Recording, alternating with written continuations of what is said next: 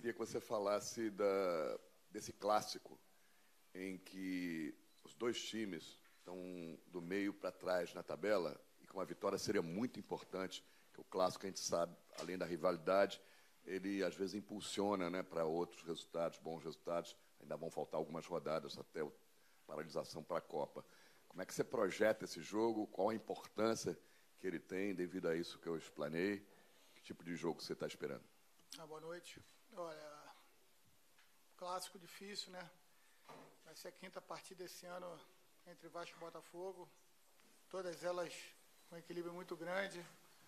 A incidência de gols também muito grande. A exceção da última, né? Que foi apenas um gol na partida.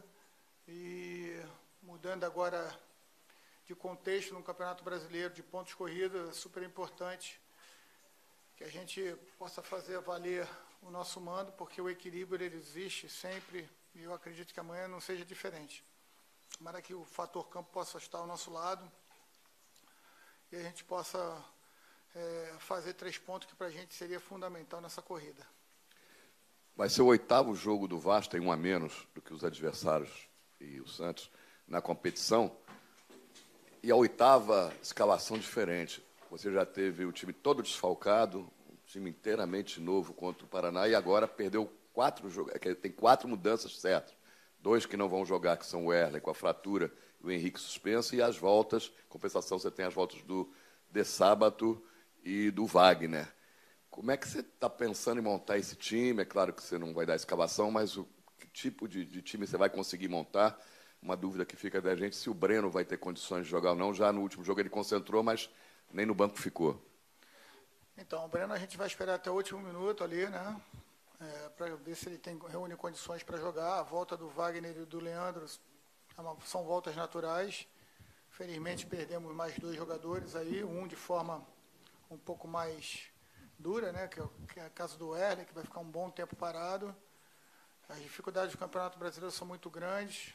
A gente não esperava passar por tantas dificuldades juntas ao mesmo tempo, mas eu acho que o nosso papel é tentar equilibrar o máximo possível a nossa equipe para poder estar concentrado e preparado para o jogo de amanhã.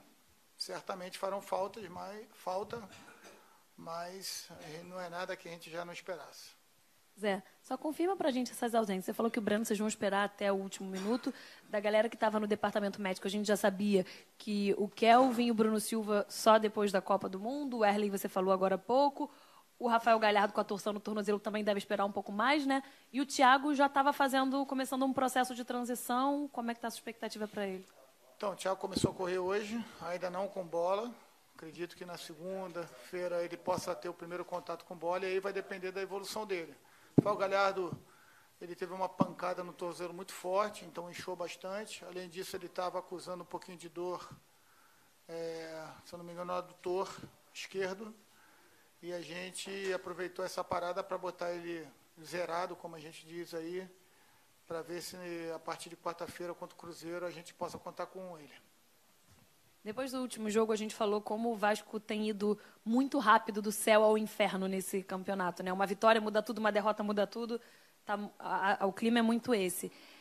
Nesse sentido, o quanto que é importante engatar uma sequenciazinha melhor agora? Porque a vitória foi contra o Paraná, mas a torcida ainda ficou muito desconfiada o tempo inteiro, mesmo sendo aqui, vaiando no primeiro tempo.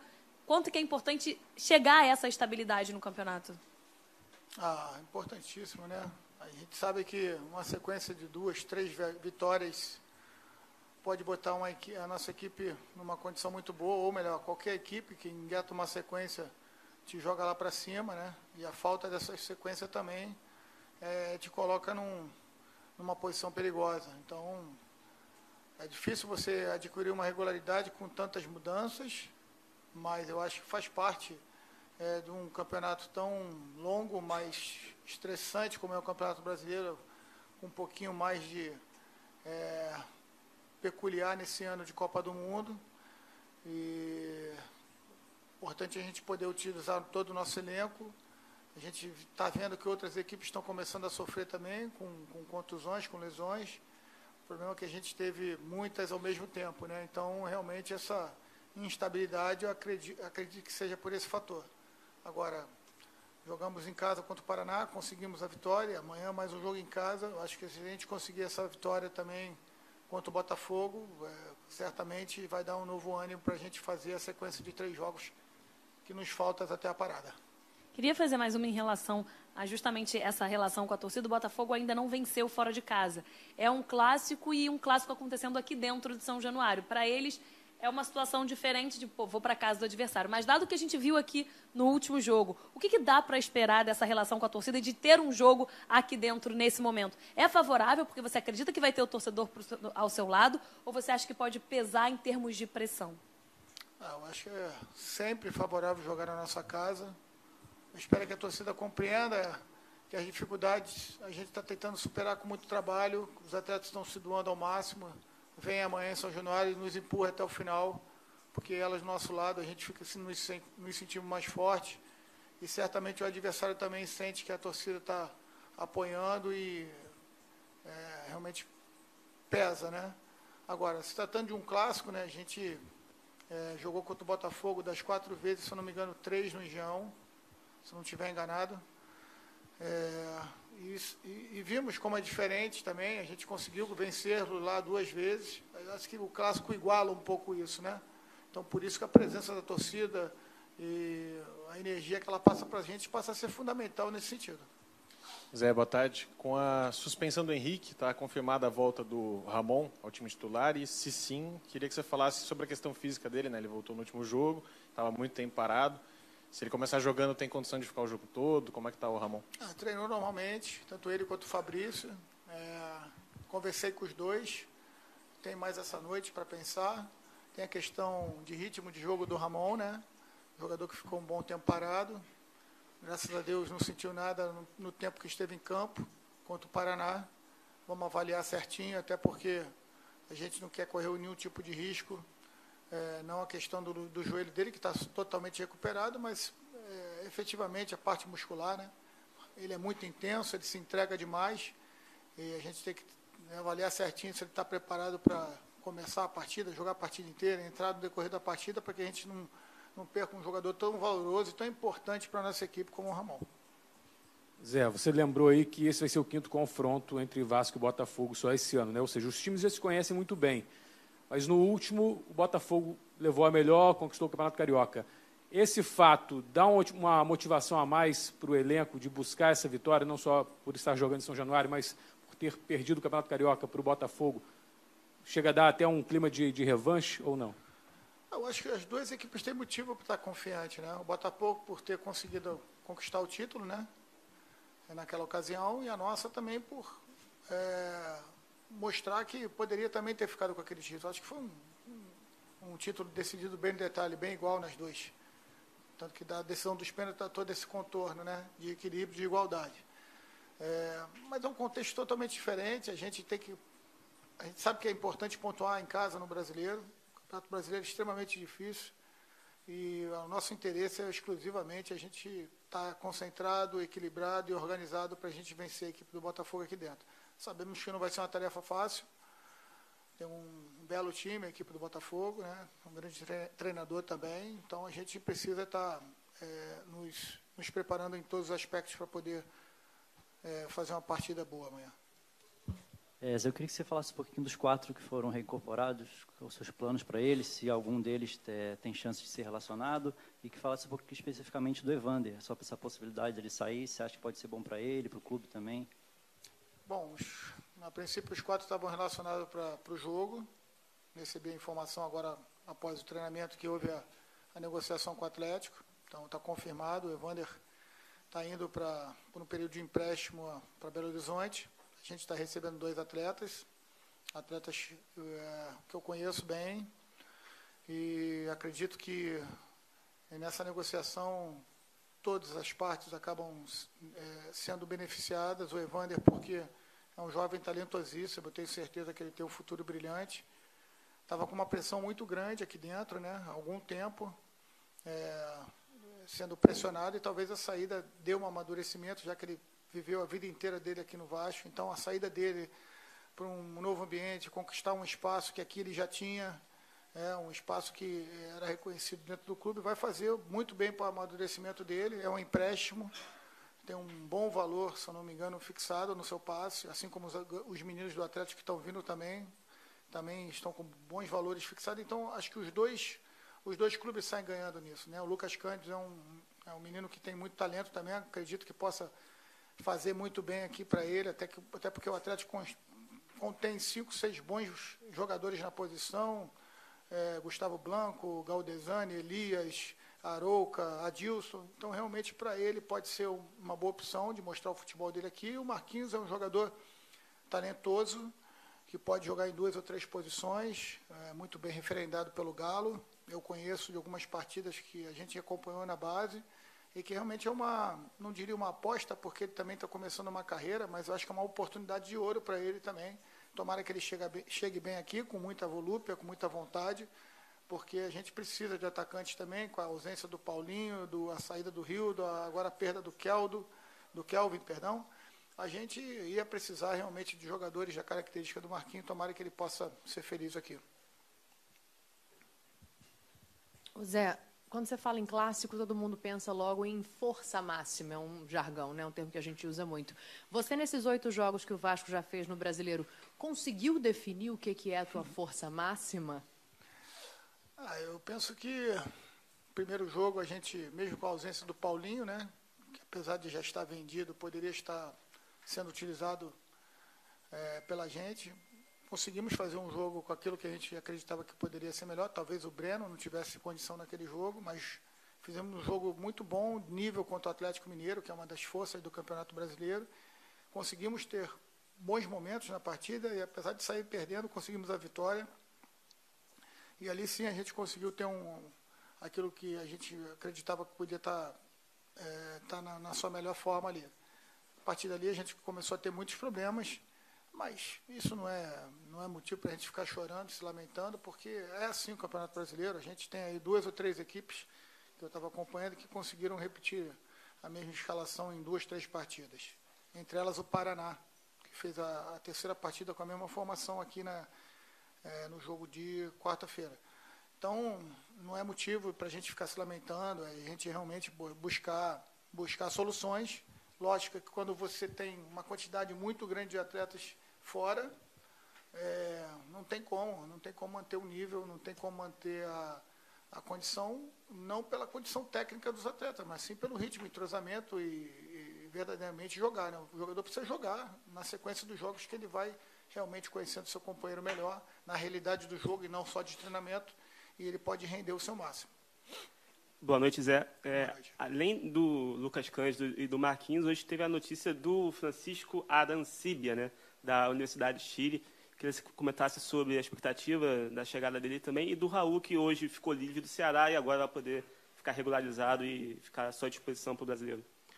Bom, acho que o mais importante é aquilo que a gente traçou junto com a direção, com a presidência, de ter atletas novos aqui no clube, atletas que possam realmente buscar uma oportunidade de crescer, rejuvenescer parte do nosso elenco, também é importante. O Arancibia é uma indicação, realmente. Eu acompanhei ele muito jovem chegando ao Palmeiras, ficou pouco tempo, depois na sua equipe, no Rings, uma contratação para a Universidade do Chile, pouco aproveitado ainda, é verdade, parece com alguns problemas lá de relacionamento mesmo, mas um jogador que tem um potencial muito grande. Eu espero que ele, 21 anos, se eu não me engano, e mesmo não jogando, ele foi selecionado para uma das prévias do Rueda na seleção chilena. Então isso mostra que ele tem potencial. Eu espero que ele possa realmente agradar aqui. Eu conversei com representantes do atleta, depois de acertado aqui parte do acordo. Agora falta, se eu não me engano, assinaturas. Eu conversei com o representante do atleta em relação a toda a motivação dele para estar aqui, num grande centro. Ele sabe que é uma oportunidade muito grande, ele sabe o tamanho do Vasco e da responsabilidade que ele vai ter. E por isso, eu acho que vale essa tentativa, né? Mais um atacante, como eu falei na resposta anterior, carência nossa, um atacante canhoto, e muito rápido, eu acho que ajuda a gente. E o Raul foi uma oportunidade de mercado que surgiu ao Vasco, e ótimas referências, um garoto que também está super motivado, foi apresentado a ele hoje, e se Deus quiser, os últimos detalhes sendo acertados, ainda falta exames médicos, a gente não pode falar a certeza antes de estar aprovado no exame médico. Ele começa a treinar com a gente segunda-feira e estará pronto assim que puder, podendo estrear. Zé, tudo bem? Tudo bem. Você falava da série do Evander e justificava pela pressão, e era clara essa pressão para cima dele e tudo mais, né? A pressão em cima de diversos setores do futebol hoje, né? Você respondia na quarta-feira aqui sobre a gangorra que é, né? Você ganha a Universidade do Chile e a vitória foi mais ou menos como um alívio, né? Aí depois passa a ser tragédia, depois é outro alívio. Logo depois, ou no mesmo momento que você falava aqui, o Odair, técnico do Inter, na quarta-feira, disse que tu achou que ia infartar. E ele falou assim, tinha andou no braço. E como é que você vê esse momento de treinadores, jogadores, especialmente jovens jogadores, com a pressão que é exercida quase que todo dia para cima de você? São as reflexões da vida, né? A gente, acho que a do ser humano nunca está satisfeito com o que tem, né? Você pode viver bem com o que tem, mas você quer sempre mais. Isso é muito bom pela competitividade, mas isso, de uma outra forma, te cria frustrações quando você não consegue chegar lá, naquele topo. E o esporte de alto nível, ele verdadeiramente, para um ganhar, tem que perder. Então, se cria uma... Eu chego até a pensar e refletir sobre se é saudável ou não viver nisso. Talvez isso o Odair, que é um cara fantástico, maravilhoso, tenha se referido. Porque essa falta de equilíbrio nesse momento pode te gerar isso, né? Então, a gente está vivendo aí, ele está tendo a primeira oportunidade dele de forma efetiva, né? Lá no Internacional, que, no meu modo de ver, está fazendo um belíssimo trabalho nesse início de Campeonato Brasileiro.